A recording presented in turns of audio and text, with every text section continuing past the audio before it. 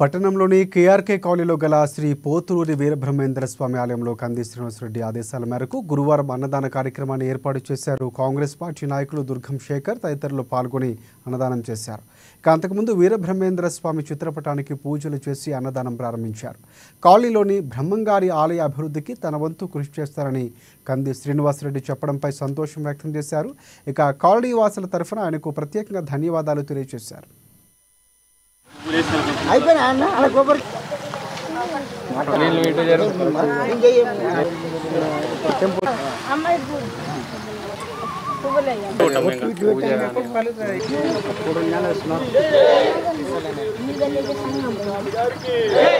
ఈరోజు ఆదిలాబాద్ పట్టణంలోని కేఆర్కే కాలనీలో పోతులూరి వీరబ్రహ్మేంద్ర గారి స్వామి ఆలయానికి ఈరోజు అన్నదాన కార్యక్రమం నిర్వహిస్తున్నారు.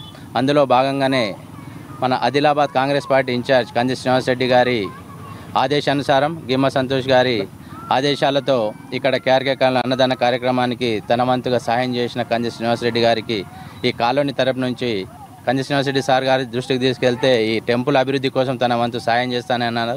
మరి అతనికి ఈ కాలనీ తరపు నుంచి కాలనీ పెద్దల తరపు నుంచి కూడా ప్రత్యేకమైన ధన్యవాదాలు. మరి ఇలాంటి మంచి మంచి కార్యక్రమాలు చేస్తున్న కంది శ్రీనివాసరెడ్డి గారు త్వరలోనే ఈ మందిర్ని పర్యవేక్షించి ఇక్కడ ఏదైతే అభివృద్ధి కావాలనో తన వంతు తన సాయం చేస్తానని కాలనీ నాయకులకి ఆశన్న గారి ద్వారా ఈ సందేశం ఇవ్వడం జరిగింది.